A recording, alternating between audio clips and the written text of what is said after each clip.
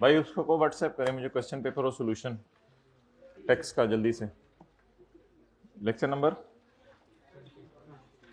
20 20 बोल दिया करें।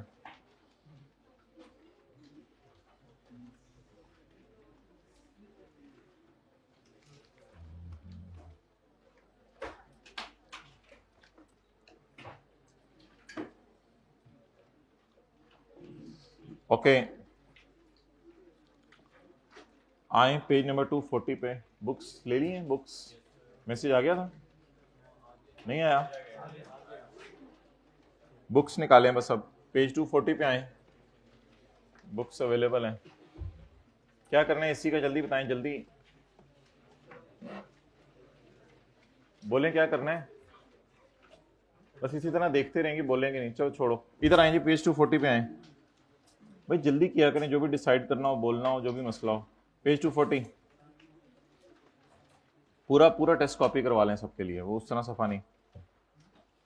अच्छा मोहतरम, कल हमने ये पढ़ा था कि अगर जो है वो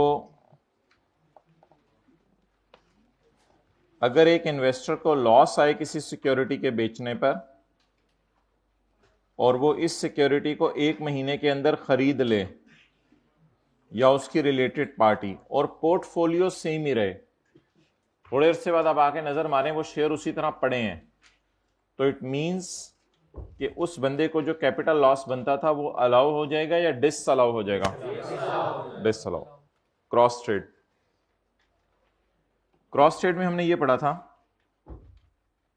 दो ब्रोकरेज हाउसेस के दरमियान या एक ही बंदे के दो रिलेटेड अकाउंट्स, जैसे उसका और उसकी बीवी का अकाउंट, दो ब्रोकरेज हाउसेस के दरमियान, ये एक ही बंदे के दो रिलेटेड अकाउंट्स के दरमियान कोऑर्डिनेटेड रीशफलिंग अगर हो तो ऐसी सूरत के अंदर ये रीशफलिंग भी अलाउड नहीं है।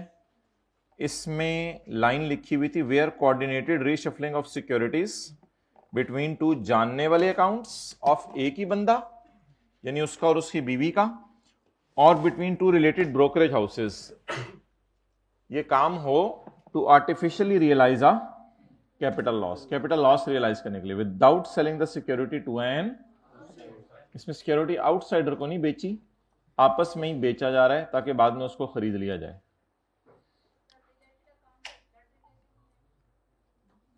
हाँ, रिलेटेड अकाउंट से बस बीवी बच्चे वगैरह। अच्छा, tax swap sale, tax swap sale ये था कि आपने बाटा के शेयर बेचकर 1 महीने के अंदर अंदर किसी जूते बनाने वाली कंपनी के शेयर नहीं खरीदने। अगर बाटा के शेयर बेचकर किसी जूते बनाने वाली कंपनी के शेयर खरीद लेंगे तो that will be a punishable event, और आपका लॉस जो है वो क्या हो जाएगा? डिसअलाउ हो जाएगा। तो ये डिस्कशन की थी कल की। अब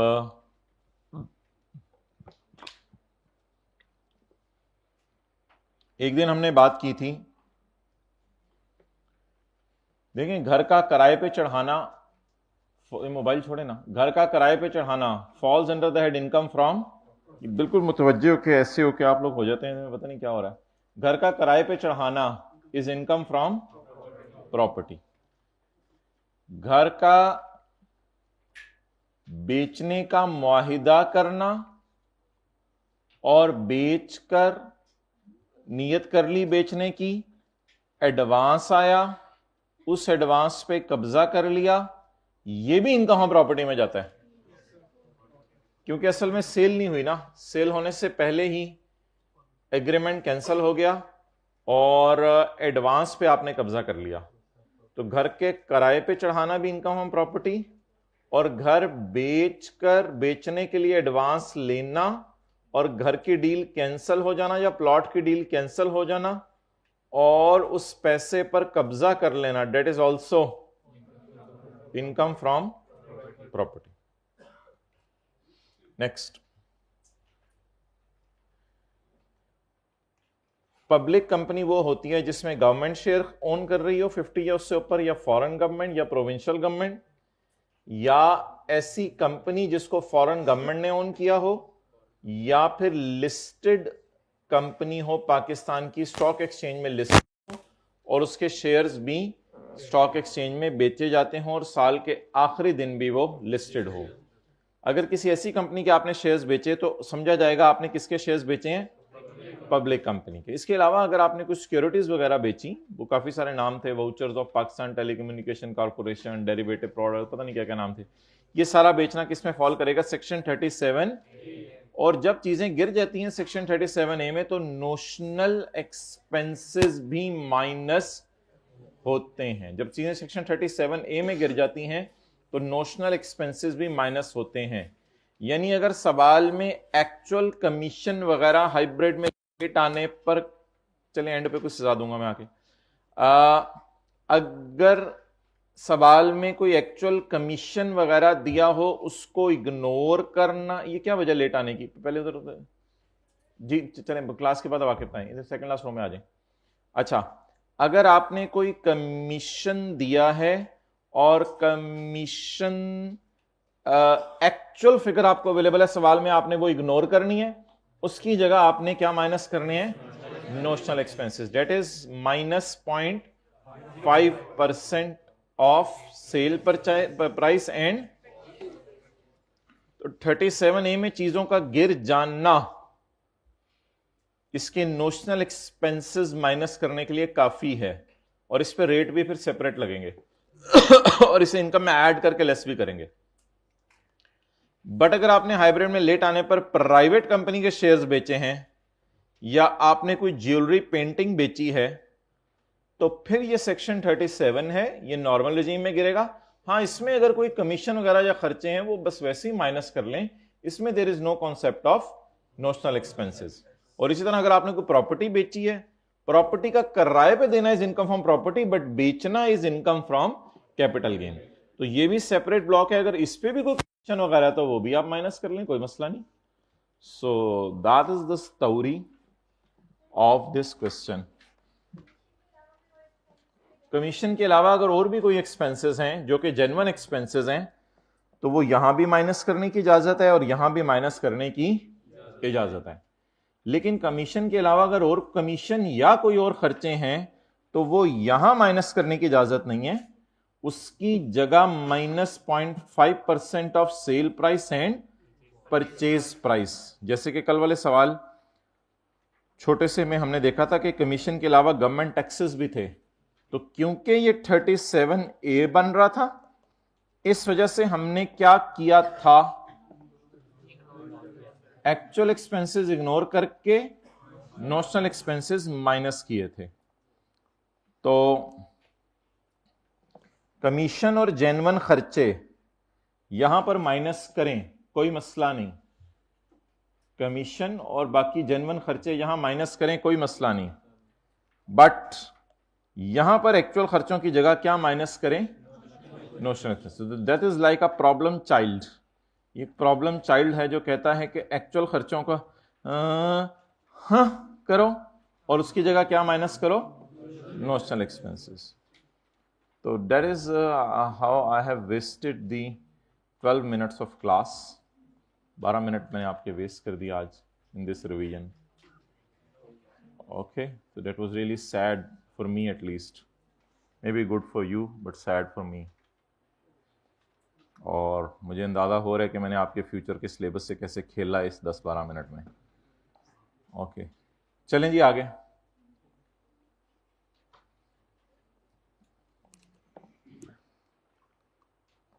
सवाल कितने रह गए हैं,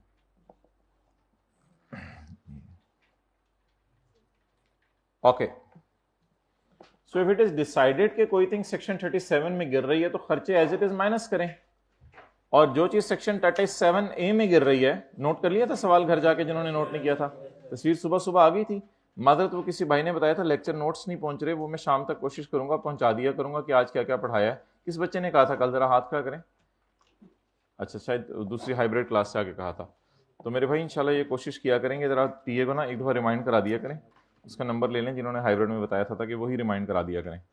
अच्छा आगे चलें जी। अब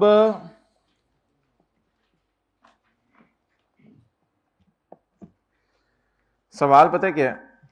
सवाल ये है कि जो तो चीजें सेक्शन 37 में गिरेंगी वो नॉर्मल रजीम में गिरेंगी, और जो 37A में गिर गई वो सेपरेट ब्लॉक होगा। अच्छा अब थोड़ा सा सवाल को हम जो है वो बेहतर करने लगे हैं और इस डेटे के ऊपर लिखने लगे हैं रुपीज इन थाउजेंड। ये डेटा किस में है? Rupees in thousand. तो कल वाली डायग्राम में ये नहीं था, आज मैं डायग्राम दोबारा भेज दूंगा। ऑब्वियसली आपने तो रजिस्टर पे नोट कर लिया है, आप डायग्राम को बेशक फारक कर दीजिएगा, आप रुपीज इन थाउजेंड इसके ऊपर लिख लेंगे। ओके चलें जी, ये सारा डाटा है रुपीज इन थाउजेंड के अंदर। So let's start.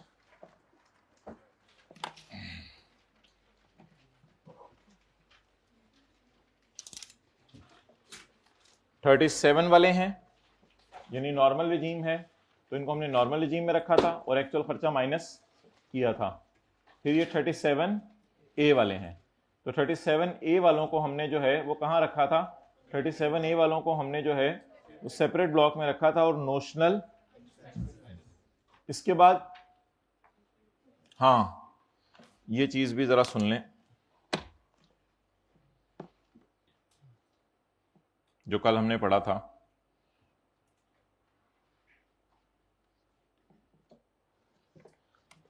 ऐसी पब्लिक कंपनी जिसके शेयर्स आपने स्टॉक एक्सचेंज के जरिए नहीं बेचे, या स्टॉक एक्सचेंज के जरिए तो बेचे लेकिन एनसीसीपीएल से क्लियर नहीं करवाए, यानी दोनों बातें पूरी होना जरूरी है, स्टॉक एक्सचेंज के जरिए भी बेचें, एनसीसीपीएल से क्लियर भी करवाएं। तो ऐसी कंपनी जिसके शेयर्स आपने स्टॉक एक्सचेंज या एनसीसीपीएल के अलावा रूट कराए हैं, उनका बेचना कहां जाएगा? सेक्शन 30। अब अगर चला जाएगा सेक्शन 37 में तो फिर एक्चुअल खर्चे ही माइनस होंगे, फिर नोशनल एक्सपेंसेस माइनस, और ये नॉर्मल रिजीम गिरेगा। जब सेक्शन 37 लगेगा तो फिर पूरी एंटायरिटी के साथ लगेगा, अपनी पूरी जो है वो जोबन के साथ लगेगा। हाँ एक और बात हमने पढ़ी थी, वो ये पढ़ी थी कि अगर ऐसी पब्लिक कंपनी के शेयर्स बेचे हैं जो भी इनिशियल पब्लिक को ऑफर किए जा रहे हैं और उस वक्त शेयर बिके हैं, तो इन शेयर्स का बेचना भी कहां फॉल करेगा? सेक्शन 30। लेकिन इसमें एक एक्सेप्शन थी कि बाद में अगर आपने जाके एनसीसीपीएल से उनको रिकॉर्ड, उसके रिकॉर्ड में नोटिस में बात ले आए और टैक्स भी सेक्शन 37A वाला ही आप पे कर रहे हैं, तो फिर ऐसी सूरत में पब्लिक कंपनी के शेयर्स का बेचना भी कहां फॉल कर जाएगा? सेपरेट ब्लॉक में, सिक्योरिटीज में। डन। तो ऐसी पब्लिक कंपनी के शेयर्स बेचना जो स्टॉक एक्सचेंज या एनसीसीपीएल के अलावा बेचें वो भी 37 में जाएगा, और ऐसी पब्लिक कंपनी के शेयर्स बेचना जो इनिशियल पब्लिक ऑफरिंग वाली है वो भी सेक्शन 30, एक्सेप्ट ऐसी कंपनी जिसके आप पब्लिक कंपनी के शेयर्स इनिशियल पब्लिक ऑफरिंग में बेचें लेकिन बाद में किसको रिकॉर्ड जमा करवा दें? उसका एनसीसीपीएल। So that was which we tried to learn yesterday, in which we are hitting our mind again and again today. I don't know what you people do in your home sweet home. Okay, let's come back. जिथे दी ये hybrid में AC को कुछ plus minus करना है तो हाथ खड़ा कर दें, पक्का चलने की नौबत आ रही है। अच्छा अब मोहतरम सवाल ये है कि हमारे पास तीसरे नंबर के ऊपर क्यू कंपनी क्यू आ रही थी, तो ये स्टॉक एक्सचेंज के जरिए शेयर नहीं बेचे, इसलिए 30 minus 20 minus 2। Done. 30 minus 20 minus 2 normal तरीके से। आगे चलें।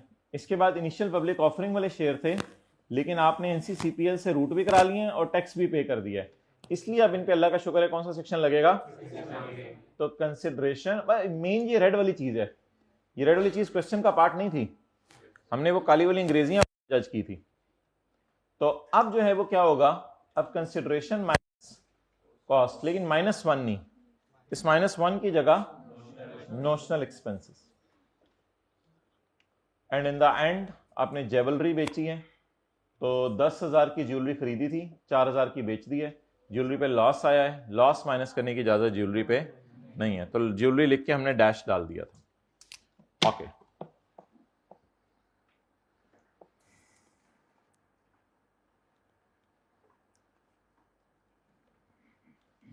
ये टोटल कराएं जी। 55 और ये इसके टोटल की जरूरत नहीं है। वैसे इसमें ना कई दफा ऐसा हो सकता है कि कुछ आपने नई खरीदी हो सकती हैं और कुछ आपने पुरानी खरीदी हो सकती हैं, तो हो सकता है इन पे टैक्स रेट डिफरेंट हो, इसलिए सिक्योरिटीज का टोटल ना भी करें तो ठीक है। तो बेहतर है टोटल ना ही करें, क्योंकि कुछ पुरानी खरीदी हो सकती हैं और कुछ नई खरीदी हो सकती हैं। So that is the reason कि टोटल ना ही करें तो कोई मसला नहीं। अब किस तरफ हमने आने, न्यूमेरिकल के मुंह की तरफ। हाइब्रिड में बातें करते हुए धड़ाधड़ न्यूमेरिकल के मुंह की तरफ आना है। तो बंदे का नाम मिस्टर एक्स ले लेते हैं, income and tax there on, tax year फला फला, इनकम फ्रॉम कैपिटल गेन, कौन सी जी, नॉर्मल टैक्स रिजीम, कितनी 55,000। Next, income from capital gain, कौन सी जी, सेपरेट ब्लॉक, कौन कौन सी, company T 47.7, company G 19.7 is equal to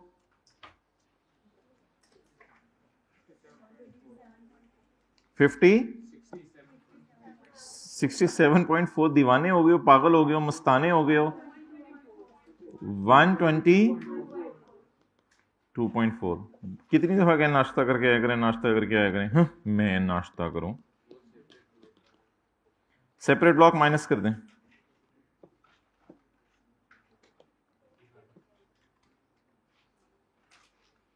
जी बाउले 47.7 प्लस 19.7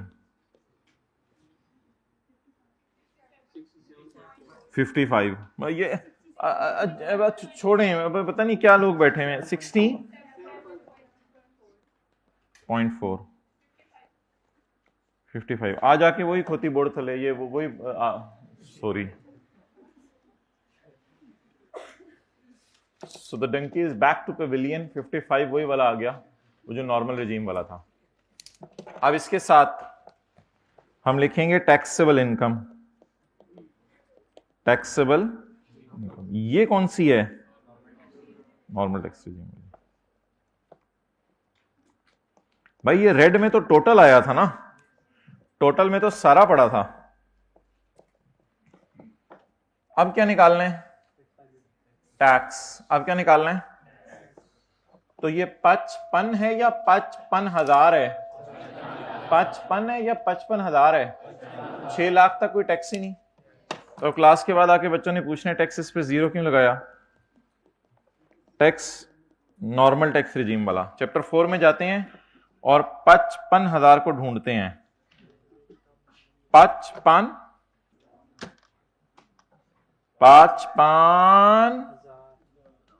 किधर हो, आओ आओ ढूंढो, कमरे में आओ पहले। ये हाँ, हम कमरे में आ गए। 55 किधर हो, मैं इधर हूं। अच्छा, तो टेबल 1 के मुताबिक कितना रेट, 0%। तो 0 टैक्स हो गया 55,000 के ऊपर। अब कंपनी टी भी 37A वाली है और कंपनी जी भी 37। तो सबसे पहले जाके कैपिटल गेन के चैप्टर में 37A सेक्शन खोलते हैं। 37A, हाँ आ जाओ, मैं चैप्टर 10 में हूं।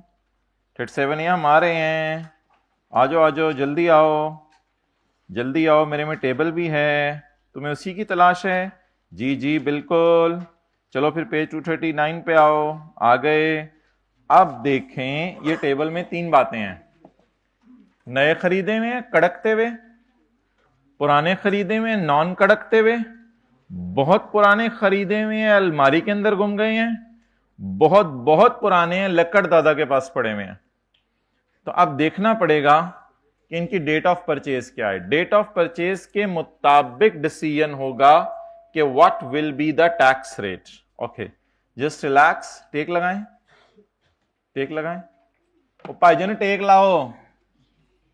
अच्छा, टेक लगा के hybrid please, first second third row take लगाएं, टेक टेक, रिलैक्स हो जाए। अच्छा जी, अब डेट ऑफ परचेज देखते हैं, कंपनी टी की और कंपनी जी की। तो इधर उधर की ना बात कर, तू बता तेरा संडे कैसा गुजरा।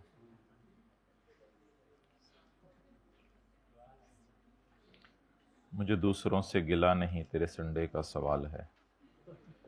Company T, date of purchase यकम जुलाई 24, और company G date of purchase, तो डेट ऑफ परचेज की बुनियाद पर डिसीजन होगा। तो कंपनी टी की डेट ऑफ परचेज है यकम जुलाई 24, तो यकम जुलाई 24 को जरा ढूंढें लब्बा, ऑन और आफ्टर यकम जुलाई 24, तो कितने % रेट है? सो दैट्स वाई ये नई खरीदी नहीं है ना, तो नई खरीदी के बेस पे कितना रेट है? 15%।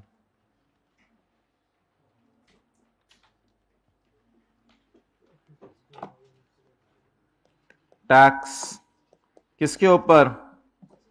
Separate block. सेपरेट ब्लॉक में किसका टैक्स? कंपनी टी का। ये कंपनी टी क्या है? नए खरीदे में ना शेयर्स, ये भी ताजा ताजा यकम जुलाई 24 अभी जो गुजरा है, यकम जुलाई 24। 47.7, इधर आओ, आ रहा हूं जरा। 15%,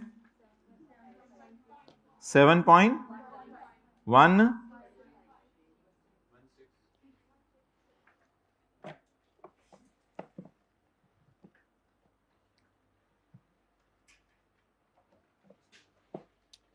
जी देखें इधर 55 पर ये टैक्स आ गया,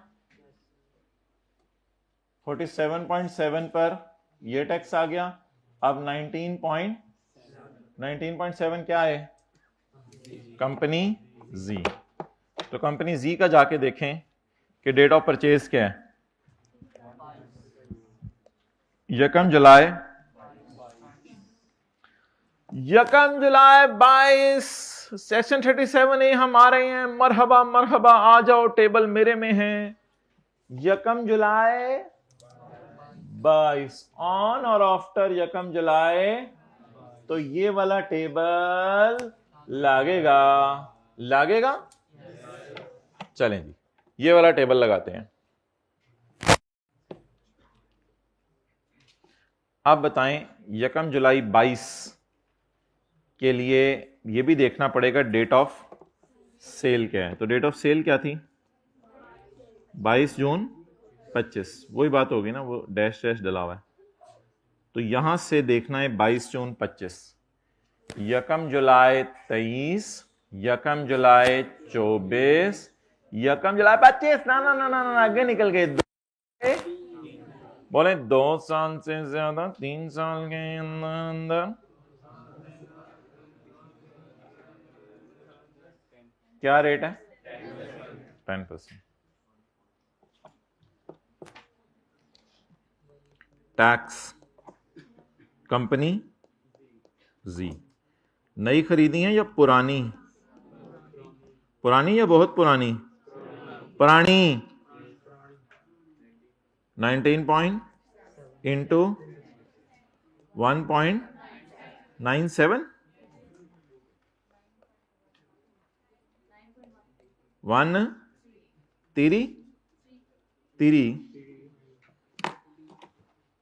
So that is all about this numerical.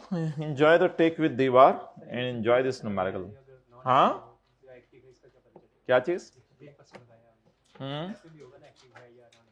अगर सवाल साइलेंट है तो टैक्स पेयर को एक्टिव ज्यूम करेंगे या नॉन एक्टिव? एक्टिव ज्यूम करेंगे। अगर बंदे के बारे में नहीं बता रहा रेजिडेंट है या नॉन रेजिडेंट, रेजिडेंट ज्यूम करेंगे, नॉन रेजिडेंट? रेजिडेंट।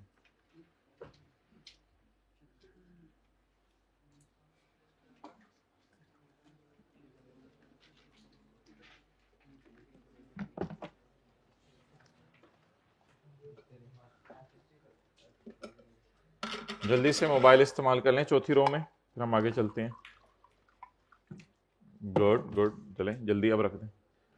कैलकुलेटर अल्लाह करे मिल जाए कहीं से।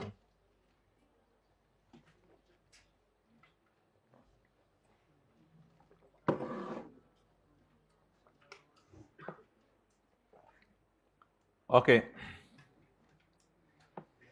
चलें जी, फर्स्ट रो में बैठ के हाइब्रिड मोबाइल इस्तेमाल हो रहा है, डेयरिंग स्टेट। अच्छा जी, अब मोहतरम हाउ वी विल प्लान, तो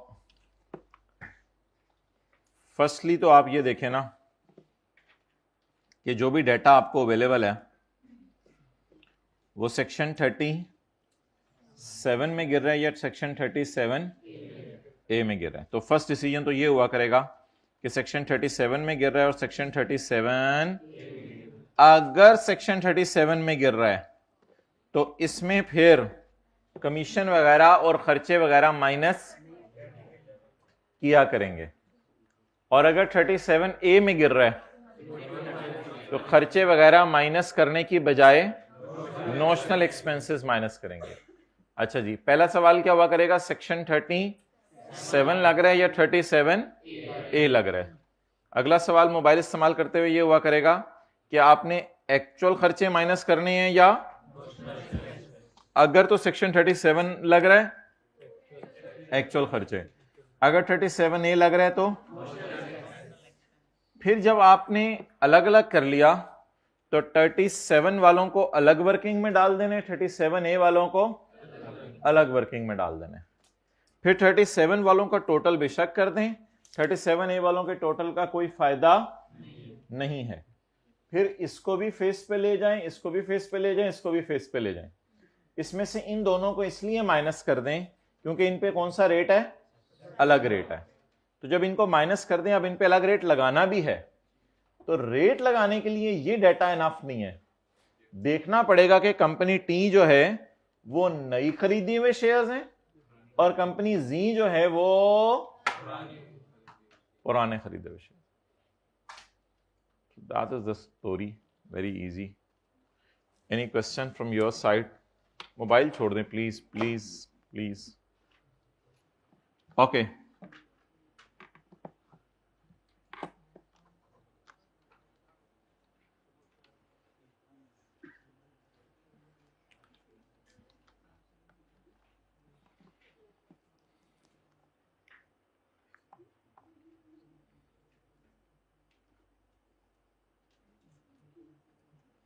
पेज नंबर 241।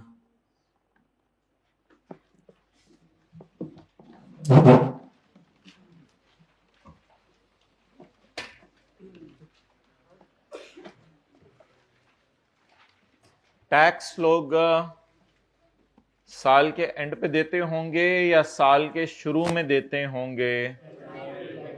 साल के एंड पे देते होंगे। कई दफा देते होंगे या साल खत्म होने के बाद ही एक दफा देते होंगे? साल खत्म होने के बाद ही एक दफा देते होंगे। लेकिन जो एओपीज और कंपनीज हैं, अगर वो सिक्योरिटीज बेचें तो वो, अब बातें कर लें जरा हाइब्रिड में प्लीज, देखें कॉन्सेप्ट डिलीवर हो रहा है, आप लोग बातें कर रहे हैं। अगली रो वालों का क्या मसला कि वो आपके साथ बैठे हैं।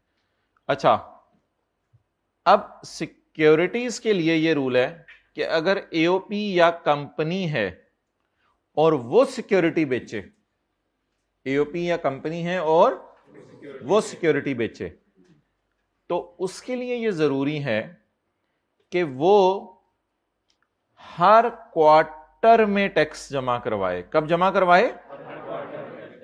क्वार्टर में। कैसे जमा करवाएगी? जुलाई से सितंबर का पहला क्वार्टर होगा, इसका टैक्स वो जमा करवा दे 7 अक्टूबर को,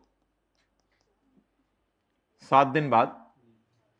इसी तरह अक्टूबर से दिसंबर में जो शेयर बेचे, इनका टैक्स जमा करवा दे 7 जनवरी को।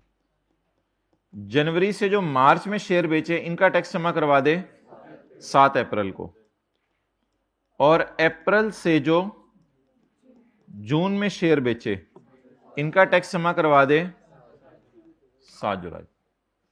तो कंपनीज के लिए क्या चीज मैंडेटरी है और एओपीज के लिए, अगर वो शेयर्स बेचें तो सिक्योरिटीज बेचते हुए साल के एंड पर एक ही दफा टैक्स जमा करवाएं या हर 3-3 महीने बाद टैक्स जमा करवाएं? चलें पढ़ें। एवरी इन्वेस्टर, इन्वेस्टर कौन होता है? शेयर खरीदने वाला, बेचने वाला? नहीं, बेचने वाला तो नहीं, इन्वेस्ट तो बंदा वो कर रहा होता है जो खरीद रहा होता है। एवरी इन्वेस्टर कोई प्रॉपर्टी बेच के ये तो नहीं कहता मैंने प्रॉपर्टी में इन्वेस्ट कर दिया। लोग कहते हैं किधर है फिर वो प्रॉपर्टी, वो तो बेच दी। इन्वेस्टर तो खरीदने वाला होता है ना। Every investor other than an individuals की बात नहीं हो रही, फिर किसकी बात हो रही है इधर? एओपी और कंपनीज की। तो इन्वेस्टर से मुराद इधर लाइन लगा के कौन है? एओपी और कंपनी। यानी अदर देन इंडिविजुअल का क्या मतलब है? एओपी और। तो every investor other than individuals shall electronically file a statement of advance tax. किसके ऊपर? ऑन कितने दिनों में? Within 7 days after the end of, and will pay the within 7 days after the end of.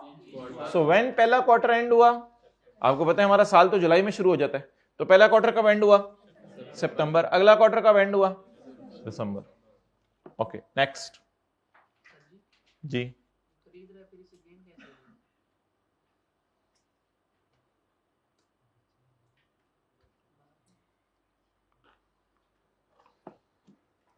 भाई पूछ रहे हैं ये खरीद रहे, इसे गेन कैसे होगा? असल में इन्वेस्टर तो खरीदने वाले को ही कहते हैं, मेरी वो बात अपनी जगह, लेकिन ये जो गेन आ रहा होगा ये obviously on disposal of capital asset आ रहा होगा। उस बंदे को इन्वेस्टर ही कहते हैं जो खरीद रहा है, लेकिन गेन का लफ्ज जब आ गया तो गेन कब राइज होगा? At the time of disposal. अच्छा जी, पढ़ें। नोट, अगर एक कंपनी का सोल बिजनेस है टू मैनेज इट्स इन्वेस्टमेंट्स, एक कंपनी है वो कहती है मैं बेचती ही शेयर्स हूं। Sole business of company is to manage its, company का सोल बिजनेस ही ये है कि अपनी इन्वेस्टमेंट्स को मैनेज करना इन डिफरेंट सब्सिडरीज।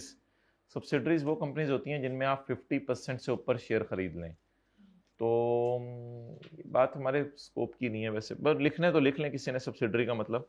सब्सिडरी वो कंपनी होती है कि जिस कंपनी में किसी और कंपनी ने 50% से ऊपर शेयर खरीदे हुए। If sole business of a company is to manage its investments in different subsidiaries, then income of company would be dividend and capital gain. अगर एक बंदे ने बहुत सारी मुर्गियां खरीदी हुई हैं तो उसकी दो ही इनकम्स हैं, या तो मुर्गियों का गोश्त जान दे, तो अगर एक बंदे ने खरीदे ही शेयर्स हुए हैं तो उसके बाद दूध तो नहीं आना, उसके बाद शहद तो नहीं आना, क्योंकि उसने ना शहद की मक्खियों का छत्ता लगाया हुआ है, ना उसने भैंसें खरीदी हुई है। तो अगर उसने इन्वेस्टमेंट की हुई है सब्सिडरीज में, अगर उसने क्या की हुई है? सब्सिडरीज में क्या की हुई है? इन्वेस्टमेंट। उसने इन्वेस्टमेंट काउज में की हुई है, उसने इन्वेस्टमेंट शीप्स में की हुई है, उसने इन्वेस्टमेंट किस में की हुई है? सब्सिडरीज में। अगर आप इन्वेस्टमेंट करेंगे सब्सिडरीज में तो क्या आपको साल के एंड पे मिल्क आएगा, मैंगो आएगा, पीनट आएगा, या आपको डिविडेंड और कैपिटल गेन आएगा? ये तो ऑब्वियस सी बात है। और अगर इधर मैं लिख दूं investment in different types of cows, then income of company will be meat and milk, over meat. लेकिन if you have made investments in subsidiaries, then your income will always also will be dividend. Dividend ये होता है साल के and पे जो company profit बांटे, और कैपिटल गेन ये होता है कि कंपनी ने अपने शेयर बेच दिए। Such income of company would be chargeable to tax under the head income from. अच्छा, कंपनीज के लिए फिर ये कैपिटल गेन इनकम नहीं है, क्योंकि इसका कारोबार ही है। क्योंकि कंपनीज का अब उसका कारोबार ही है, तो फिर उसके लिए ये डिविडेंड इनकम और कैपिटल गेन इनकम नहीं होगी। ये कौन सी इनकम होगी? ऑब्वियसली ये न्यूमेरिकली तो टेस्ट नहीं हो सकता, क्योंकि ये किसकी बात हो रही है? कंपनी की। और हमारे सिलेबस में किसके न्यूमेरिकल हैं? इंडिविजुअल्स और एओपीज के। तो सिंपल सी बात, एक कंपनी है, वो कहती है कि मेरा कंपनी एक्स है, वो कहती है कि मेरा काम ही शेयर खरीदना बेचना है, और मैंने इतने ज्यादा शेयर खरीद लिए हैं अगली कंपनीज के कि वो मेरी सब्सिडरीज बन गई हुई हैं। अब तो वो मेरे इशारों पे नाचती हैं कंपनीज, तो बस ठीक है, फिर ये डिविडेंड ही कमाएगी और कैपिटल गेन इनकम कमाएगी, लेकिन वो इनकम डिविडेंड और कैपिटल गेन में नहीं जाएगी, बल्कि ये उसकी कौन सी इनकम होगी? If the sole business of a company is to manage its investment in different subsidiaries, then income of company would be dividend and capital gain. Such income of company would be chargeable to tax under the head. ये उसकी income कहां जाएगी? Income from business में। Clear?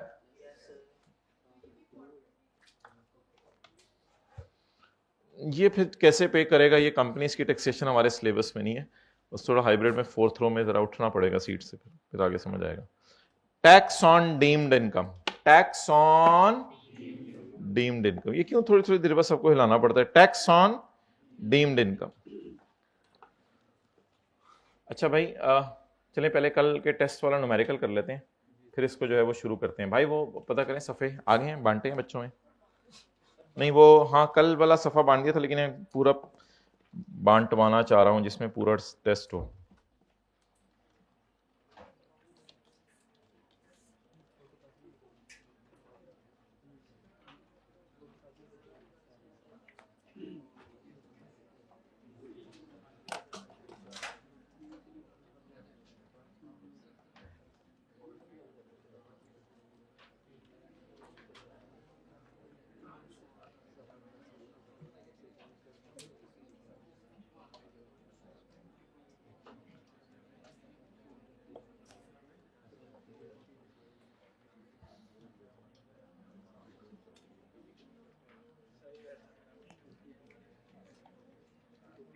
Copies हो रही हैं?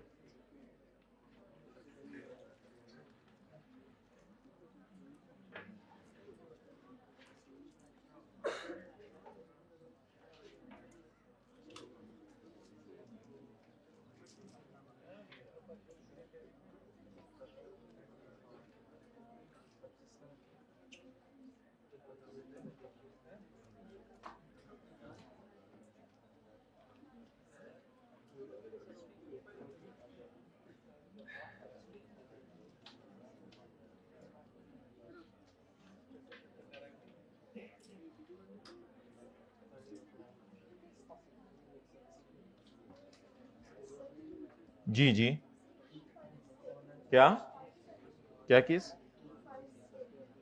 अच्छा जी, मैं उसकी तरफ आ जाता हूँ।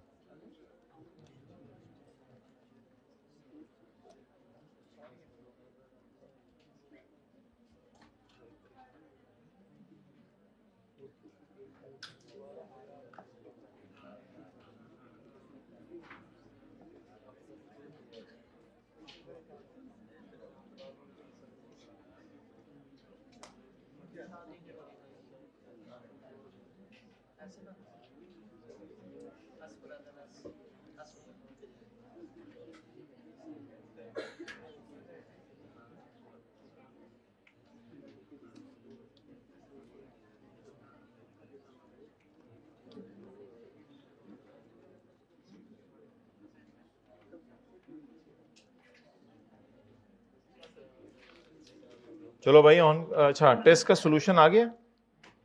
टेस्ट का सॉल्यूशन देखिए व्हाट्सएप पे आ गया, टेस्ट 2 का आ गया। ओके ठीक है, कितनों को रिसीव हो गया जरा देखें, हाथ खड़ा कर दें, 2-4 लोग कंफर्म। ठीक है, टेस्ट का सॉल्यूशन पहुंच गया। Zain is a resident filer and has provided you the following information pertaining to tax year 2025. तो under the provision income total income of Farheen, ये भाई फरहीन नहीं होना चाहिए था, ये थोड़ी सी जरा वो सवाल में गलती हो गई थी, ये जैन होना चाहिए था। ऑब्वियसली आपको पता चल गया होगा, और आपने ये नहीं कहा होगा कि Farheen data is not available so I am not solving this question. ये कितने लोग नोट दे के आ गए कि डाटा जैन का है और नीचे फरहीन का न्यूमेरिकल है, इसलिए Farheen data is not available so I am not solving this numerical. तो मादरत, ये थोड़ी सी गलती हो गई थी क्वेश्चन पेपर में। अच्छा, ये वाला सफ़ा कल आपको बांट दिया था, नहीं बांटा हुआ तो तस्वीर खींच लें। Jain he owns a residential plot in Lahore, उसके पास एक रेजिडेंशियल प्लॉट है लाहौर में, हाइब्रिड में बातें करते हुए। ऑन यकम मार्च 2025, यकम मार्च 2025 को ही decided to sell the plot to Qasim for 24 lakh, और उससे 2 लाख रुपया एडवांस आया है। ऑन यकम जून 2025 mister Qasim refuses to buy the plot, so he forfeited the deposit, तो उसने डिपॉजिट फॉरफिट कर लिया है, यानी उस पर क्या कर लिया है, कब्जा कर लिया है। किसी अच्छे सॉल्यूशन साथ साथ नहीं देखेगा, otherwise I will beat you. काले marker,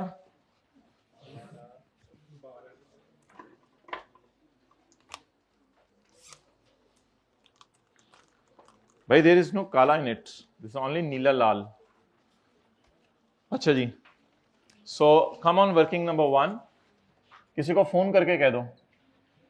Well, I will not allow you to note it down because the solution is readily available for you. So guys, please try to be a real guy. Forfeited deposit किसके case में?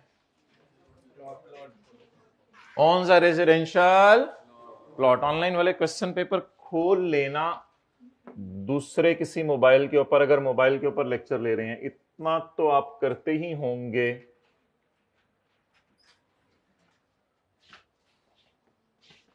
अच्छा जी,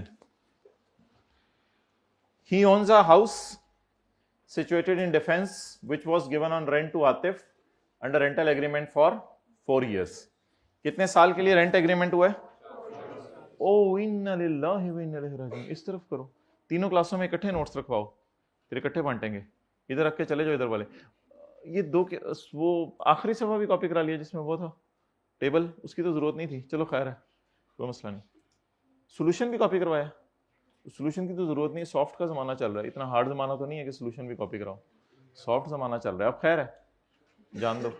अच्छा, he owns a house which was given on rent to Atif under rental agreement for 4 years। 4 साल के लिए ये घर किराए पे दे दिया गया है, जो एक्सपायर हो गया है 31 मार्च 25 को। मुझे बताएं, दूसरी दोनों क्लासों में ये रखें, फिर उसके बाद सेकंड लास्ट रो हाइब्रिड को देखते हैं इनका क्या करना है। अच्छा, अब सवाल ये राइज होगा मेरे भाई कि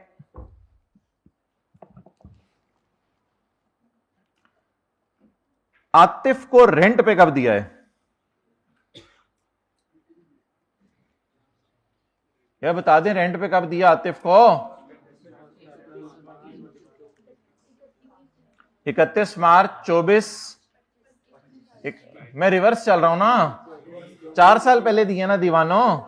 31 मार्च 24, 31 मार्च 23, 31 मार्च 22 और 31 मार्च 21। अब 31 मार्च 21 को तो नहीं किराए पे दिया होगा, 1 अप्रैल 21 कर लें, तो 1 अप्रैल 21 को हमने किसको घर किराए पे दे दिया? आतिफ को। ओके, 1 अप्रैल 21 कौन सा साल है? 30 22 चपेड़, उसको छोड़ें, आप लोग बताएं 1 अप्रैल 21 कौन सा साल है? 30 जून 21। 22 से 1 अप्रैल 21 22 होता है। Are you people MAD? 1 अप्रैल 21 22 का साल होता है। 1 अप्रैल 21 कौन सा साल होता है? 30 जून 21 का। फिर नहीं नाश्ता करके आते, खाना भी नहीं लगता खाया हुआ रात का, कल दोपहर का भी नहीं खाया हुआ लगता है। अच्छा, 30 जून 21, 30 जून 22, 30 जून 23, 30 जून 24, 30 जून 25। किस दिन रेंट एग्रीमेंट एक्सपायर हुआ? 31 मार्च को। यहां पर अब ये समझ आ रहा है कि ये 31 मार्च होती है, या ये भी बताऊं? फील हो रहा है ये 31 मार्च है या कराऊं? 1 साल, 2 साल, 3 साल और 4 साल। तो अब बताएं जी, किस दिन घर किराए पे चढ़ाया था? 1 अप्रैल 21। और इसके 4 साल कब पूरे हो गए? आप देख लें ये डंडा शरीफ,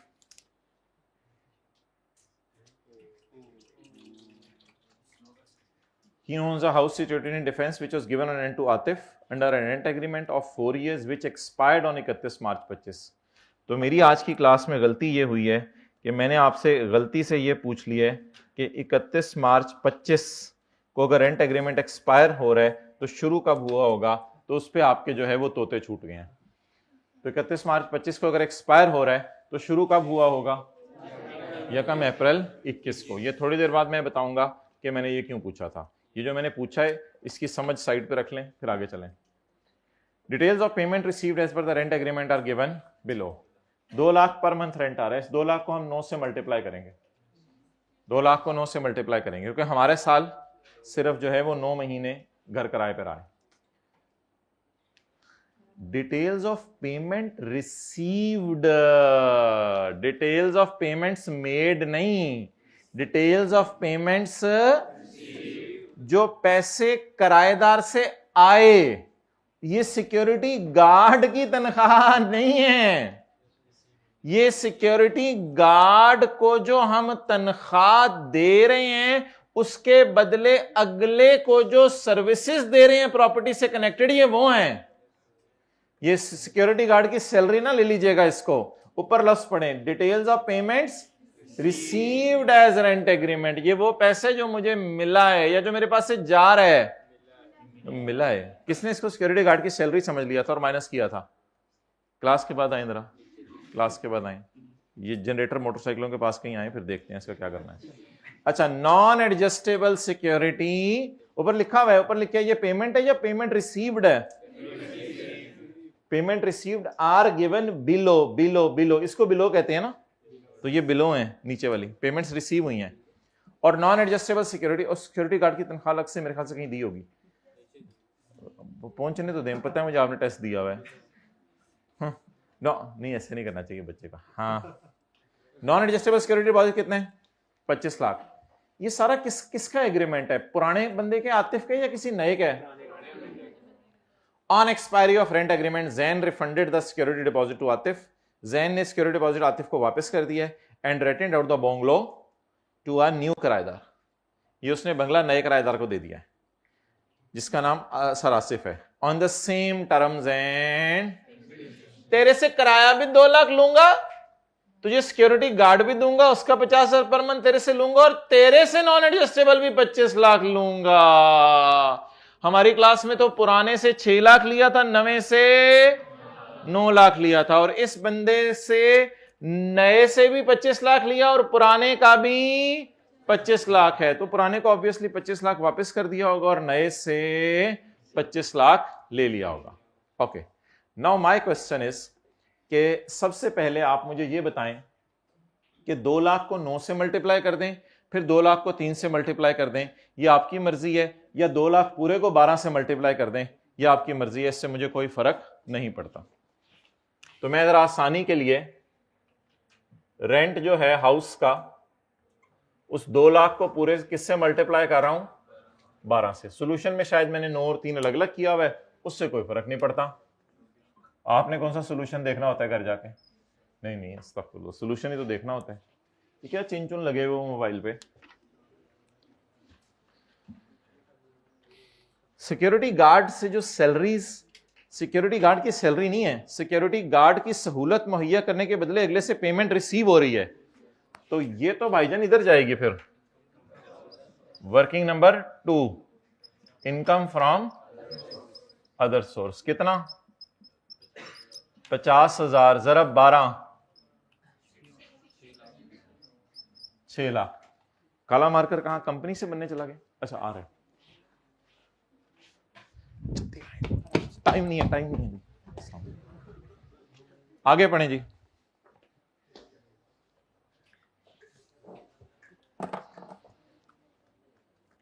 $25 लाख कितने सालों में इनकम में जा चुका होगा? पुराने वाला 25 लाख 3 साल वालों के लिए। ये टूट के निकल ही ना जाए, किसी को लग ना जाए। 3 सालों में क्यों? आप जरा गौर से सोचें, 25 लाख इधर आया, एक दफा 25 लाख डिवाइड बाय 10 इधर हुआ होगा। इनका चेहरा ऊपर करवा दें, ये जो, सॉरी इधर देखें, 25 लाख को एक दफा इधर 10 से डिवाइड हुआ होगा, एक दफा 25 लाख इधर 10 से डिवाइड हुआ होगा, एक दफा 25 लाख और एक दफा 25 लाख। और जब कोई पुराना जा रहा हो और नया आ रहा हो, जिस सिनेरियो का हमने नाम रखा था जब पुराना जा रहा और नया आ रहा हो तो फिर तो नए के 25 लाख में से कुछ माइनस होगा ना। तो खुदा के लिए पुराने का 25 लाख इस साल कुछ नहीं करना, क्योंकि इस साल पुराना जा नया आ, तो जब पुराना जा तो नया आ, तो फिर 16 का 3 लगेगा। तो अल्लाह आपके साथ वाले का भला करे, अल्लाह उसके भाग लगाए, अल्लाह उसको नेक औलाद दे। तो यहां पर 16 का 1 लगेगा और यहां पर 16 का 3 लगेगा, ऐसा ही है। 16 का 1 कहता था कि जो पुराने का 25 लाख आया है इसे यहां भी 10 से डिवाइड करो, यहां भी 10 से डिवाइड करो, यहां भी 10 से डिवाइड करो और यहां भी 10 से डिवाइड करो। कितनी दफा? 4 दफा। और यह बात इसलिए इंपॉर्टेंट थी 4 साल वाली,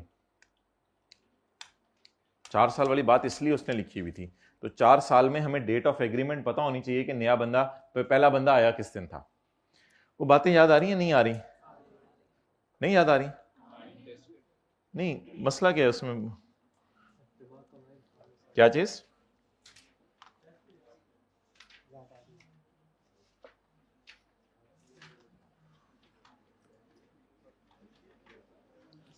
भाई अभी भी टाइम है। खुदा के लिए जो छोटे छोटे न्यूमेरिकल कराए जाते हैं इनको घर में जाके कर लिया करें, फिर बड़े न्यूमेरिकल आते हैं आपको मसला आता है। ऐसे ही पूछ रहा हूं मैं, कुछ कहना नहीं। ये छोटे छोटे न्यूमेरिकल कई दफा कराए जाते थे क्लास में, कितने लोग घर जाके नहीं करते थे कि बस देख लेते थे। हाथ खड़ा करें, 50% बच्चे हाथ खड़ा करें। मैं नहीं मानता 50% बच्चे हाइब्रिड में हाथ खड़ा करें। वे छोटे मोटे न्यूमेरिकल कराए जाते हैं, बस जाके बस नजर मार लेते हैं, उसको करने का बॉदर नहीं करते। तो बस फिर जब बड़े न्यूमेरिकल्स आते हैं टेस्ट में फिर परेशान होते हैं। ओके चलें जी आगे। तो भाई 16 के 1 में क्या पढ़ा था? अब अगर आपको मसला आया है तो फिर आपने घर जाके सेक्शन 16 के नीचे वाला न्यूमेरिकल रिवाइज करना है। अब एफर्ट नहीं करेंगे तो मसला आएगा। जहां owner non adjustable amount receive करे तो इसको 10 सालों में इनकम में डाल दें। तो इस साल भी इनकम में डालें क्योंकि हमें कोई इल्हाम नहीं, नया नया आना है।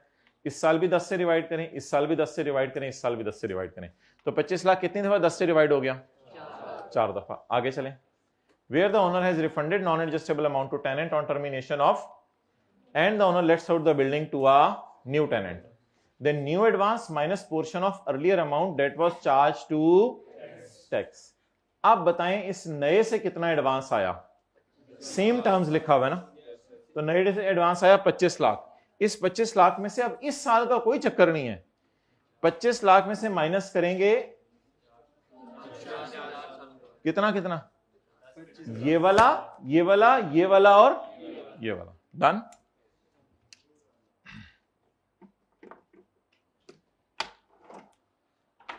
अब देखें नॉन एडजस्टेबल अमाउंट न्यू वाली कितनी है? 25 lakh less already taxed old की 25 लाख डिवाइडेड बाय 10, तो ये 2.5 लाख आ गया। 2.5 लाख कितनी दफा इनकम में गया? 1 2 3 4 इंटू 4। क्या जवाब आ गया? लेकिन ये जो जवाब आया है इसको आपने याद से डिवाइड करना है 10 से। ये तो करना ही है ना। If you are having any confusion तो सेक्शन 16 के नीचे वाली एग्जांपल जाके कीजिएगा एक दफा। ऐसे क्यों मुंह बनाया हुआ है जी?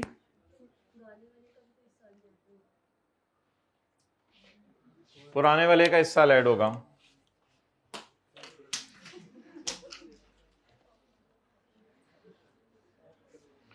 सेक्शन 16 जी एग्जांपल 1 आज हम दोबारा करते हैं।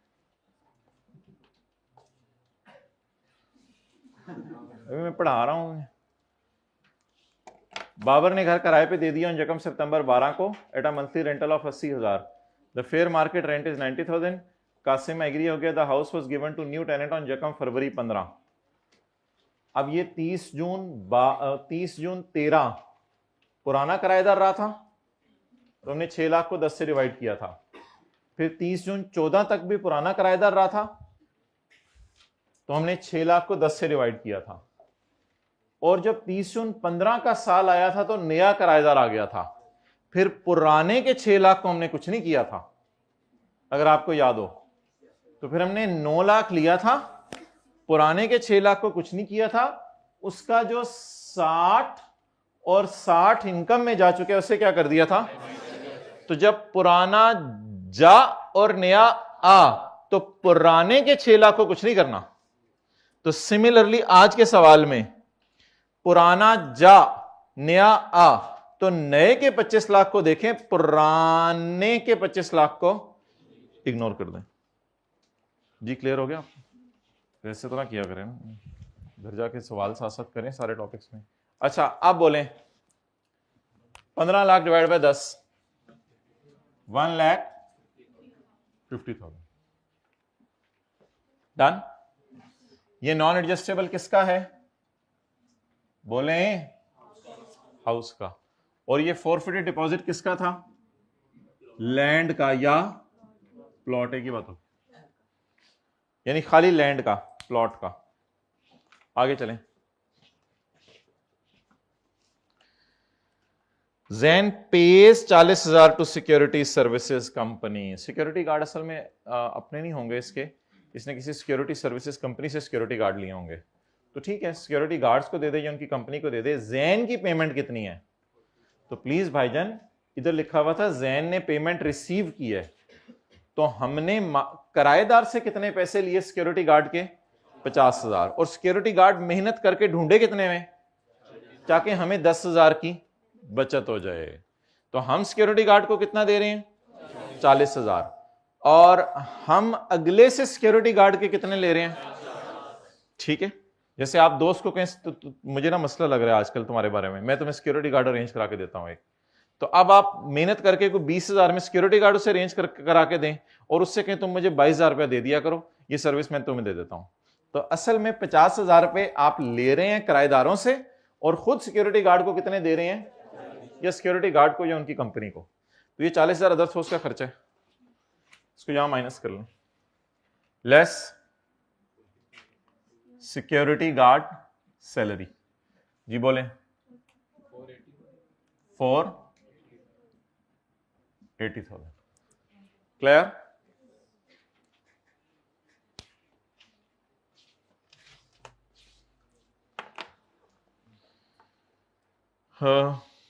And a sum of 25,000 for rent collection charges. तो ठीक है, रेंट कलेक्शन चार्जेस मैं बाद में देखता हूं, पहले मुझे ये बताएं हमने क्या माइनस करना है? Repair allowance. तो लेस क्या? Repair allowance. जी रिपेयर अलाउंस कैसे कैलकुलेट करेंगे? किसका? Repair allowance. अच्छा, कोई ऐसी चीज आज मैंने आपको दिखाई है जो पहले कभी की ना हो और मैंने आपको को पहली दफा कोई चीज कोई जिंदगी में ऐसी? तो इंशाल्लाह सबके पूरे नंबर आएंगे ना टेस्ट में, वैसा मसला तो नहीं ना? तो कोई ऐसी चीज तो नहीं दिखाई जो पहले ना की हो? क्या दिखाया है? क्या दिखाया है? क्या दिखाया है नया? तो भी अजीब बंदा है। अच्छा अब मुझे ये बताएं कि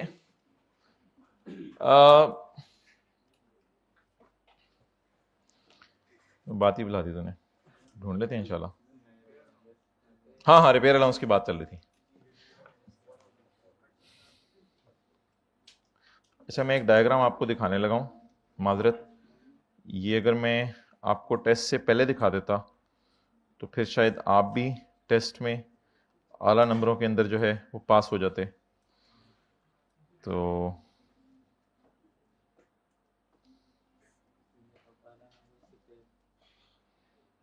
आला नंबरों से फेल नहीं है, अदना नंबरों से फेल होता है।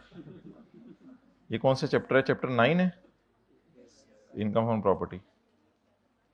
सॉरी यार, ये डायग्राम मैं आज आपको पहली दफा दिखा रहा हूं, तो अगर ये डायग्राम मैं आपको पहले दिखा देता तो शायद आप भी टेस्ट में अच्छे नंबर ले लेते। रिपेयर अलाउंस अगर तो ओपन लैंड या प्लॉट का है तो उधर रिपेयर अलाउंस माइनस करने की इजाजत, क्योंकि लैंड की रिपेयर कोई तस्वुर नहीं है, यानी लैंड और मैं बैठ के उसकी रिपेयर कर रहा हूं, कोई समझ नहीं आती बात कि लैंड की रिपेयर हो रही है। हाँ, बिल्डिंग की रिपेयर की तुक बनती है, बिल्डिंग की रिपेयर की तुक, लैंड की रिपेयर की तुक नहीं बनती। इसलिए लैंड पे रिपेयर अलाउंस माइनस, चाहे लैंड का रेंट आ रहा हो चाहे लैंड का फॉरफिटेड, लेकिन बिल्डिंग की कोई भी चीज आ रही हो तो बिल्डिंग पे रिपेयर अलाउंस माइनस करने की। तो ये जो मैंने डैश डाल के आगे एग फ्राई किया था, ये वाला लैंड, और इधर मैंने हाउस और हाउस लिखा है, तो अब रिपेयर अलाउंस किसका लेना है? इन दोनों का लेना है, बाकी का रिपेयर अलाउंस। अब उसके दो तरीके हैं, या तो आप यहां 24 लाख जमा 1.5 लाख इंटू 1/5 कर दें, या इस वाले को डब्बे में ले लें। डब्बे में आओगे? जी मैं आ जाऊंगा, चलो डब्बे में आओ। आंडा आंडा आंडा, 0 जमा 0 0, 5 जमा 0 5, 1 जमा 4 5, 2, नीचे आओ, 2555000। अब इस फिगर का अगर आप ग्रैंड टोटल करना चाहें तो ये भी कर सकते हैं, कोई मसला नहीं। 2 लाख जमा ये, इन दोनों का जमा ये है ना, ग्रैंड टोटल करना है तो कर लें, कोई मसला नहीं। 27, लेकिन मेरा सवाल यह है कि आप 27 लाख पे रिपेयर अलाउंस निकाल लें या सिर्फ इन दोनों पे? तो अब क्या करें? Repair allowance at 1/2550000। सब पढ़ा हुआ लग रहा है? सब पढ़ा हुआ लग रहा है विद इन सिलेबस? ओके, अल्हम्दुलिल्लाह जी। 1/5 5 1 0 आंडा आंडा आंडा। ओके, बहरहाल सॉल्यूशन के अंदर मैंने ये वाला 2 लाख नीचे लिख दिया था, वो वैसे ही लिखा हुआ है, वो कोई नहीं, 2 लाख ऊपर लिख दे नीचे लिख दे, कोई मसला नहीं। डन, चलें आगे।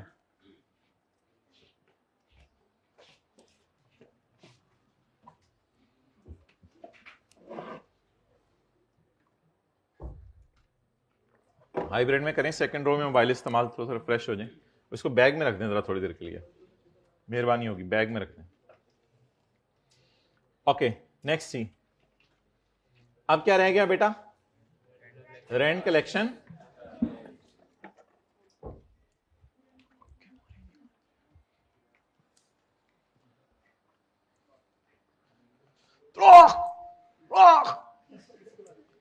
क्यों सोए हुए हो? और ये माथा अपना क्लियर करो, मैंने कहा ये कल तक माथा क्लियर करवा के आओ। माथा तुम्हारा नजर नहीं आ रहा था क्लास में, मुंह ऊपर करो। ये टेबल मुंह रखने के लिए नहीं है, ये टेबल चाय का कप रखने के लिए है। अच्छा, अब क्या रह गया बेटा? रेंट। आप बाल सेट कर लो। लोगों का फ्यूचर स्टेक पे लगा हुआ, उनसे न्यूमेरिकल सॉल्व नहीं हो रहा, उसको बालों की, तो बंदे को अपना होश नहीं होता डिस्कशन चल रही हो कि मैंने टेस्ट में किया क्या, और he is getting the time. You so relax यार। इसका टेस्ट मंगवाओ, नाम बताओ उनको, ऐसा से नाम बताओ ताकि पब्लिकली नाम ना जाए आपका। वो नाम, इनका टेस्ट मंगवाओ, इनका जरा टेस्ट मंगवाए, मैं देखता हूँ। हो सकता है ये ऑब्वियसली सारा अच्छा किया हो तो then I will really appreciate, फिर तो बंदा रिलैक्स बैठता है ऐसे। अच्छा भाई, अब सवाल मोहतरम अगला ये है कि आपने क्या माइनस करना है? Repair allowance. लो जी, कर लो गलत, फड़ लो कान। सारे ही दीवाने बैठे हुए इकट्ठे हो गए, दीवाने इकट्ठे करके ना, सारे मॉडल टाउन के, सारे फैसलाबाद, सारे लाहौर के, सारे कराची के, सारे नहीं मादर दूसरे शहरों वालों। अच्छा, अब मोहतरम ये बताएं, ये रिपेयर अलाउंस में ना वैसे आई कैप इतना डीप डाउन टेस्ट नहीं करेगा, सॉरी वो रेंट कलेक्शन चार्जेस में, लेकिन उसने थोड़ी सी ना अजीब सी बात की है। रेंट कलेक्शन चार्जेस सबके होते हैं, लैंड के भी होते हैं, बिल्डिंग के भी होते हैं। लैंड कलेक्शन चार्जेस में उसने नहीं लिखा हुआ था लैंड या बिल्डिंग, लेकिन इसने रेंट कलेक्शन चार्जेस ना डाले इस एडजस्टमेंट के साथ हैं। असल में अगर ये ओवरऑल एक नया पॉइंट बना के डालता ना, यानी कि पॉइंट 3 बना के डालता, तो फिर फीलिंग आ रही होती कि हर किस्म की प्रॉपर्टी के रेंट कलेक्शन चार्जेस हैं। तो अभी एक अजीब सी बात है, वो रेंट तो नहीं है लेकिन इनकम प्रॉपर्टी के डेफिनेशन में तो गिरता है ना, वो भी कलेक्ट करने के लिए बंदा भेज सकते हैं, ठीक है। वो फोरफिटेड डिपॉजिट भी कलेक्ट करने के लिए बंदा जा सकता है। चलना मेरे साथ, तो मैं बंदा बन जाऊंगा, परेशान क्यों हो रहे हो, मैं बंदा बन जाऊंगा। अच्छा, तो अब सवाल ये राइज होगा मोहतरम कि रेंट कलेक्शन चार्जेस, मेरी वैसे आपको यही सजेशन है कि रेंट कलेक्शन चार्जेस में ज्यादा परेशान ना होइएगा, पेपर में टोटल फिगर पे लगा दें तो बेहतर है। लेकिन ऐसे ही इस सवाल के अंदर इस पॉइंट के साथ जुड़ा हुआ है, इस वजह से मैं इसे रेंट कलेक्शन चार्जेस किस पे लगा रहा हूं, सिर्फ इस पॉइंट के ऊपर, वरना कोई इतना हार्ड एंड फास्ट नहीं है। रेंट कलेक्शन चार्जेस में थोड़ा सा रूम अवेलेबल है, तो ये कोई इतनी परेशानी वाली बात नहीं। रेंट कलेक्शन चार्जेस बता दें, बेहतर है इस फिलहाल इसी पे लगा दें क्योंकि इसी पॉइंट के साथ जुड़े हुए थे। आई होप आप समझ गए होंगे। नहीं समझे तो क्लास के बाद ना आइएगा, आ जाइएगा। 2550 इंटू 4%, या एक्चुअल ऊपर लिखते ना, एक्चुअल कितने हैं 25,000, या 4% ऑफ 2550 और इसका 4% क्या आ रहा है? पुत्र कैलकुलेटर फाड़, कट कैलकुलेटर अपना, please use the calculator in class.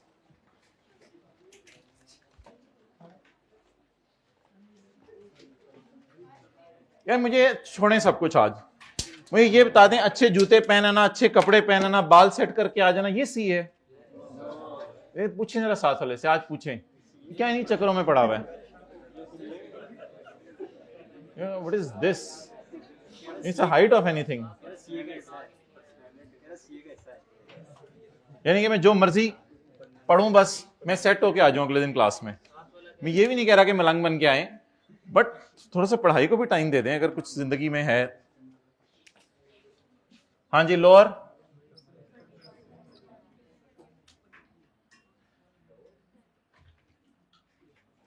जो भी जवाब आ गया, जो भी जवाब आ गया का मतलब होता है लीव इट। अच्छा,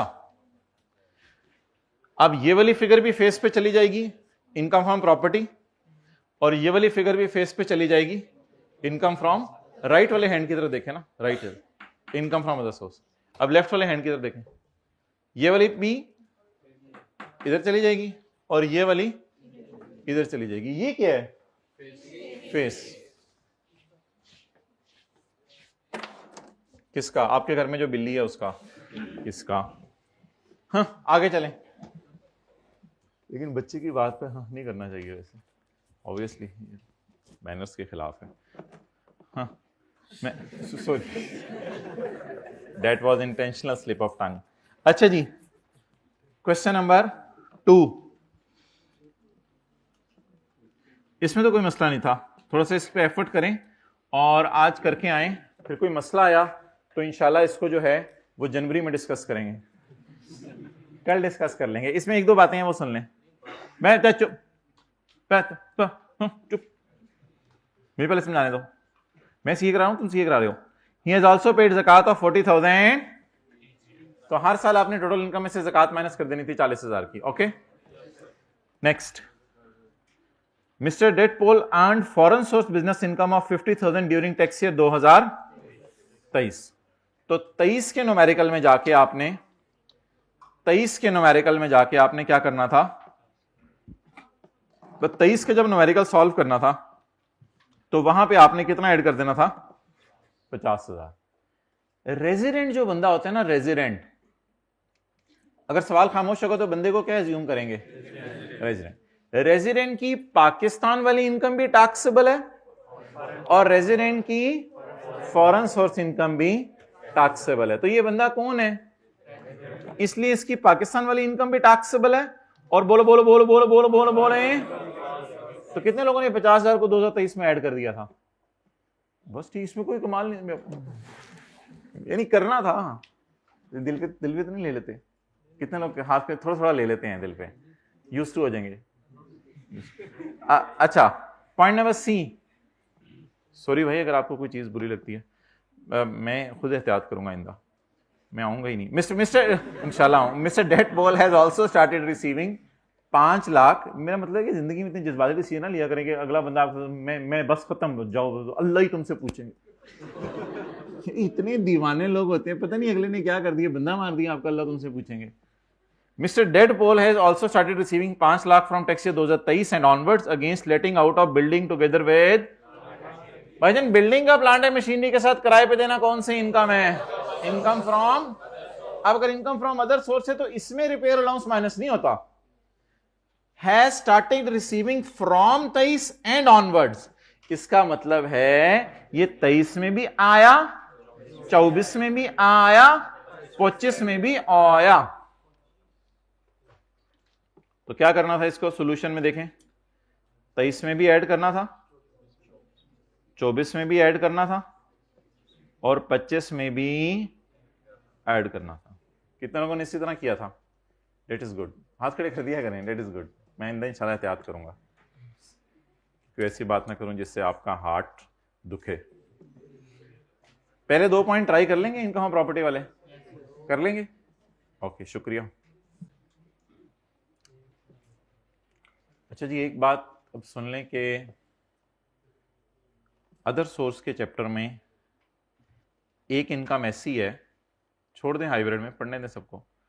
अदर सोर्स के चैप्टर में एक इनकम ऐसी है जिसमें डेप्रिसिएशन भी माइनस करने की इजाज़त है, वरना अदर सोर्स के चैप्टर में डेप्रिसिएशन माइनस करने की इजाज़त नहीं है।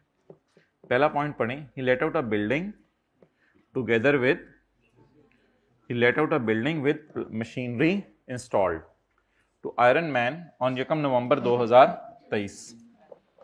Iron Man pays a monthly rent of rupees 80,000. तो बता दें जी ये किस हेड में फॉल करेगा?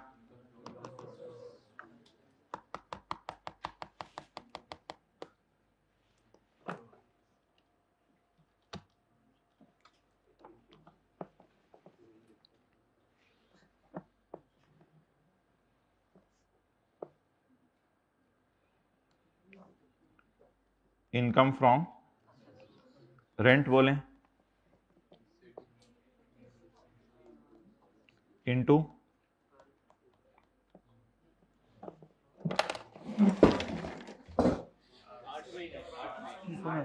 कौन था 12 वाला? कौन है 12 वाला? ये कौन है 12 वाला? कौन है? कोई नहीं था, ऑनलाइन में से आवाज आई थी। कराची वाले इतनी ऊंची बोल रहे हैं, ये बैठा खुदा के लिए या नाश्ता करके आए या करवा के आए, कुछ तो करें। 1 नवंबर 2023 को घर किराए पे दिया है। अच्छा सर पहले बताना था, क्लास ऐसे भी पेपर में आ सकता है। मैंने तो समझा था बस पूरे टेक्स्ट में ही 12 से मल्टीप्लाई करना होता है। तो 1 नवंबर 23, सॉरी वो तो स्टे है पाकिस्तान का, मादरत, ये वाला 1 नवंबर 23। तो 1 नवंबर 23 को किराए पे दिया है, तो नवंबर दिसंबर और आगे जनवरी से जून ना गिने दीवानों की तरह, मुझे पता है 6 महीने होते हैं। नवंबर दिसंबर 2 हो गए, जनवरी से जून 6 हो गए, कितने महीने हो गए? 8। ज्यादा भी स्पून फीडिंग ना करवाएं, otherwise I will have to bring spoons in class. 80,000 into 8, 40,000.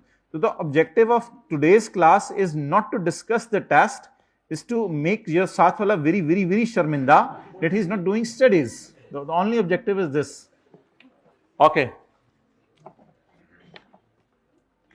Next, आगे चलें। चलें भाई, कोई नहीं, इंशाल्लाह डिस्कशन से ही चीज़ें आती हैं। और आप शायद कह रहे हो कि क्लास में इतने बड़े बड़े ऐसे न्यूमेरिकल कभी कराए नहीं, टेस्ट में दे दिए, तो छोटी सी जान है मेरी, वो पेपर में हिल कर आ जाती है वैसे ही। तो कोई मसला नहीं, इंशाल्लाह आइंदा, अब तो हो गया ना, आइंदा तो ये मसला नहीं होगा। आइंदा इंशाल्लाह अगले मसले होंगे, ये वाले मसले नहीं होने चाहिए। ये जो अब डिस्कस हो गए ये वाले नहीं होने चाहिए। आइंदा इंशाल्लाह अगले मसले होंगे, वो आइंदा डिस्कस करेंगे। पेपर में जाने से पहले सारे मसले इस बार डिस्कस हो जाएं। थोड़ा सा रिलैक्स हो रहे हैं? कितने लोग रिलैक्स हो रहे हैं डिस्कशन से? जरा समझ आ रही चीजें? कितने लोग परेशान हो रहे हैं कि मैंने पढ़ा नहीं?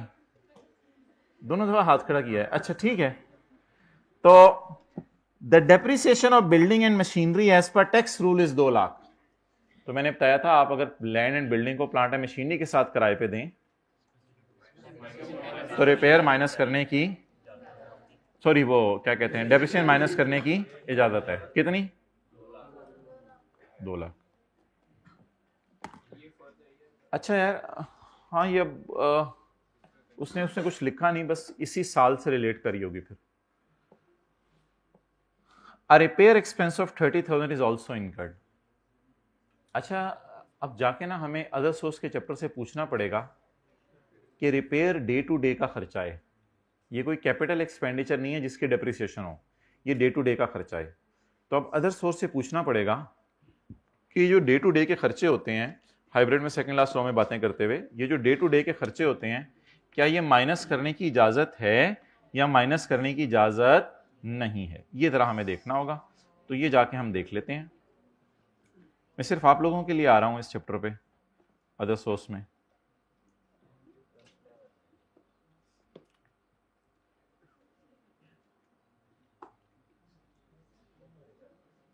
अल्लाह अकबर। Any in computing the income under the income from others, reduction shall be allowed for any expenditure. कोई भी खर्चा माइनस हो सकता है। क्या लिखा हुआ है? ये वो तकरीबन सेकंड लास्ट सफा था ना चैप्टर का। तो कोई भी खर्चा माइनस, तो अदर सोर्स में हमें पता चला कि कोई भी खर्चा माइनस करने की, हाँ पूरे लॉ में वो खर्चे जो बुरे खर्चे हैं बिजनेस के चैप्टर में दिए हैं वो मुझे पता है कहीं माइनस नहीं हो सकते, लेकिन इधर कोई भी खर्चा माइनस हो सकता है। इस बुनियाद पे बताएं कि रिपेयर अलाउंस माइनस करेंगे या रिपेयर माइनस करेंगे। भाईजन रिपेयर अलाउंस सिर्फ आपने माइनस करने जब यहां हेडिंग डली हो इनकम फ्रॉम, ये इनकम फ्रॉम प्रॉपर्टी है या इनकम फ्रॉम अदर सोर्स है। डंके की चोट पर पूरा रिपेयर माइनस करें, कितना? 30,000।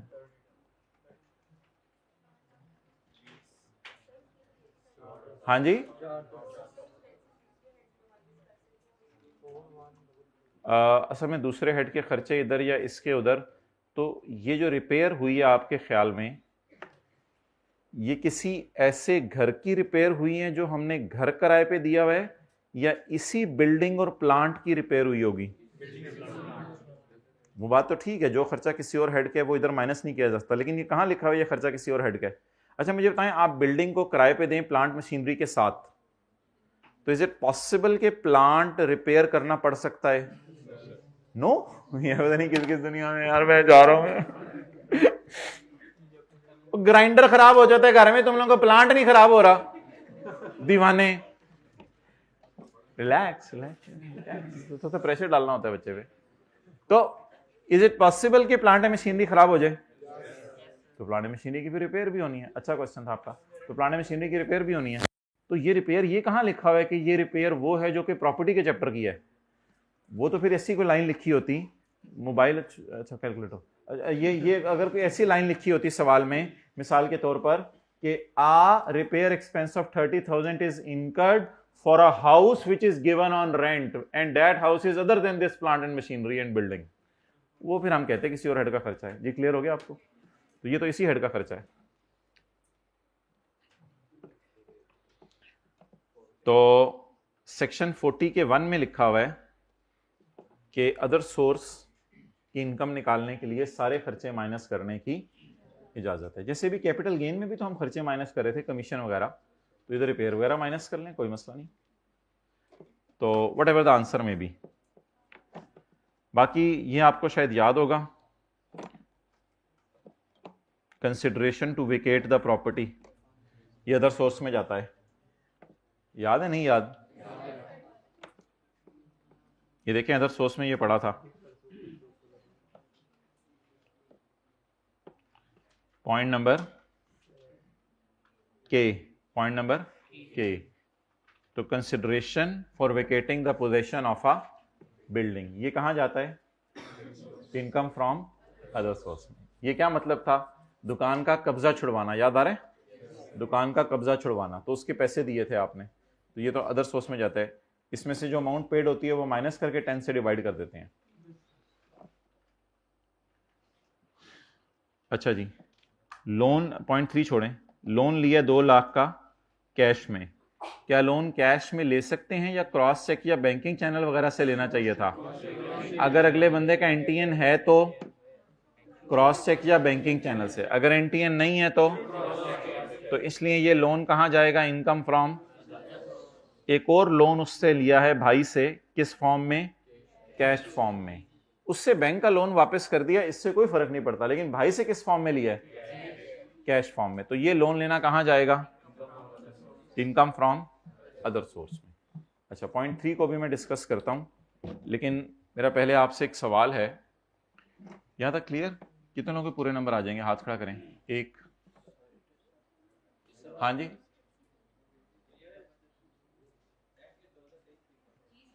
कहां पे यार, 0.4 में टैक्स से 2023 लिखा हुआ है। ओके, मैं फिर सोल्यूशन को अमेंड कर देता हूं। ये फिर किस साल इनकम में जाएगा? पिछले साल। ये किस साल इनकम में जाएगा? अच्छा, सोल्यूशन आपके पास अभी हार्ड फॉर्म में भी अभी बांटा तो नहीं? बस ठीक है, बांटने की जरूरत नहीं है, तो सोल्यूशन इनके पास वैसे अवेलेबल है। अच्छा, सॉफ्ट फॉर्म में, तो उसको कह दो अभी ये वाला डिलीट कर दे और ये वाली लाइन मैं डाल देता हूँ। वेल डन भाई, कौन बोला था? I really appreciate. असल में ये ना थोड़े से एक दो मसले इस वजह से हुए हैं। एक ये मसला हुआ है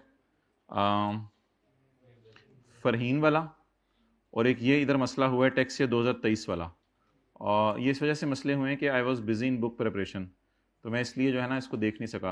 वो मैंने कुछ टेस्ट उसको बनाने को तरीका बता दिया था, लेकिन तरीका बनने के बाद मैं उसको रिव्यू नहीं कर सका, तो इंशाल्लाह आइंदा ये मसले नहीं आएंगे, तो इस वजह से थोड़ा सा मसला आया। ओके, तो अब सवाल तो यही है, अब हमने इसके मुताबिक सोल्यूशन करना है पेपर में। तो हमारा साल बोलें कौन सा चल रहा है? 2024। तो obviously you are exactly right, इसको 2023 में इनकम में डालेंगे, 2024 में इनकम में नहीं डालेंगे। बाकी तो सारा फिर किस साल का डाटा होगा? 2024 का। अच्छा, फिलहाल ये डिस्कशन चलें, छोड़ेंगे तो आपको समझ आ गई बात। लोन अगर कैश में ले लें तो कहां जाना है?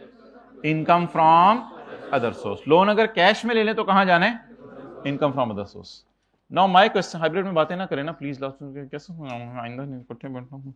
अच्छा, अब भाई एक कॉन्सेप्ट है, उसको जरा तसल्ली से आज रिवाइज करें, फिर कल वाली क्लास में इसी क्वेश्चन की तरफ हम वापस आएंगे, फिर आगे चलेंगे। And I am really sad that I have wasted your today's class. आज की क्लास मैंने वेस्ट कर दिया सारी पुरानी डिस्कशंस में।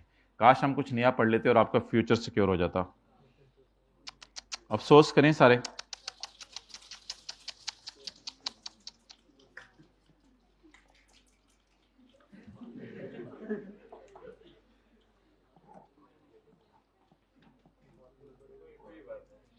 अच्छा, फ्यूचर खराब हो रहा है कहते कोई बात नहीं, चपेट मारे बंदा। अच्छा, अगर आप किसी से, अच्छा ये दो रूल अलग अलग हैं। एक रूल है ये मैंने वापस लेनी है चीजें। एक रूल है ये कि मैं भाई को ये मार्कर दे दूं, ये पेन दे दूं, ये मोबाइल गिफ्ट कर दूं। ये जो रूल है ना, ये रूल ये है इन काइंड गिफ्ट्स के लिए। ये किसके लिए? इन काइंड गिफ्ट के लिए। इन काइंड गिफ्ट अगर रिलेटिव से मिले तो इनकम फ्रॉम अदर सोर्स में, लेकिन ना ये मेरे चाचे का पुत्र ना मैं इसके चाचे का पुत्र,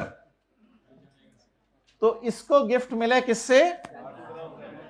तो अगर ये बातें सच होती जो भी आपके सामने हुई हैं, इसको गिफ्ट मिलना, तो फिर ये इसकी कौन सी इनकम में जाता?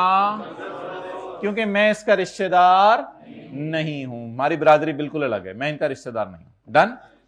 अच्छा, और अगर रिश्तेदार से मिलता तो फिर इनकम फ्रॉम अदर सोर्स में। ये तो बात हो गई किसकी? गिफ्ट इन, जिसमें आप पैसे देते हैं या चीजी देते हैं? चीजी देते हैं। बच्चों को भी खुश करने के लिए कभी पैसे देते हैं, कभी चीजी देते हैं। तो मैंने भाई को क्या दे दी? चीजी दे दी, मैंने पैसे तो नहीं दिए। अच्छा, एक रूल है पैसों पे भी, एक रूल किस पे है? नहीं, 1000 वाला बड़ा नोट है, मैंने कौन से लाख वाला नोट रखा हुआ है। अच्छा, एक रूल है पैसों पे भी। तो अगर शादी हो रही है, अगर ये पैसे दिए जाएं, अगर क्या दिए जाएं? पैसे। क्या दिए जाएं? बोले पैसे दिए जाएं। तो पैसे देने पर, आवाज आ रही? तो पैसे देने पर ये गिफ्ट इन काइंड वाला रूल, इसमें देखना ये होगा कि मेरे पास एंड होल्डिंग पीरियड, हाँ होल्डिंग एंटीएन, मेरे पास जूते डिस्पोजेबल होने चाहिए, वैसे बंदा इधर से खा के मारे। इसे देखना ये चाहिए कि मेरे पास एंटीएन है या। अच्छा, जब कैश गिफ्ट दिया जाता है ना, तो it can be given in cash form, it can be given in cash form, it can be given in, आप ही पकड़ो, it can be given in cash form, और कैश गिफ्ट चेक से भी दिया जा सकता है। और कैश गिफ्ट ऑनलाइन ट्रांसफर से भी दिया जा सकता है।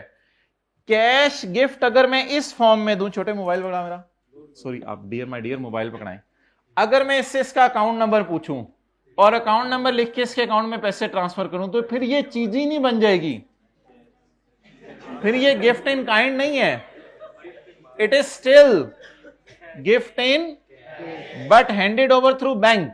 मैंने कैसे हैंड ओवर किए? बैंक से। तो इसके ऊपर इंशाल्लाह कल डिस्कशन करेंगे। कुछ ऑनलाइन वाले हजरात सवाल पूछ रहे हैं, कल क्लास आते ही रजिस्टर बंद, जाए बंद करें, जो मर्जी करें, जो 2000 रुपया पूरा कर, मार्कर दे एक।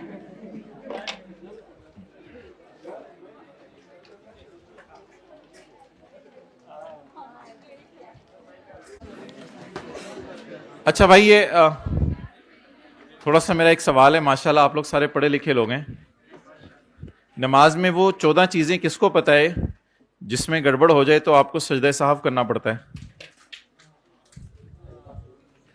सजदे साहब का तरीका कितनों को आता है? पहले तो वो हाथ खड़ा कर दें, माशाल्लाह। तो सजदे साहब किन 14 चीजों पे होता है? उनको नमाज के वाजिबात कहते हैं। तो ये आप फीमेल्स के लिए आज थोड़ा सा हमने सेशन अरेंज किया है। प्लीज़ 145 पे अगर आप देखें, ज़िंदगी अगर इसी तरह गुजर गई और अल्लाह आपसे पूछें कि एक एक चीज़ के ऊपर तुम सर के पीछे जाते थे, ये सवाल पूछते थे, टेस्ट में समझ नहीं आती थी, समझते थे, और नमाज में तुम्हें ये नहीं पता होता था कि मैं अत्तहियात दुआए कनूत पढ़ना भूल गया, मैंने सजदे साहब करना है जब नमाज दोबारा पढ़नी है, तो फिर क्या अल्लाह को जवाब देंगे? तो इसलिए नमाज के मसाइल भी सीखना ज़रूरी है। तो फीमेल स्टूडेंट्स 145 पे रूम नंबर 10 में आ जाएँ। बॉयज़ के लिए मैं बता दूंगा, सैटरडे को इंशाल्लाह खुद मैं कुछ अरेंजमेंट कर लूँगा, वो मैं आपको बता दूंगा। तो कोशिश, कौन कौन कोशिश कर लेगा? देखें, खुद भी सीखना है, अपने बच्चों को आगे, अपने ख़ानदान वालों, अम्मी सबको बताना है, उनकी नमाज़ों की फ़िक्र भी करें।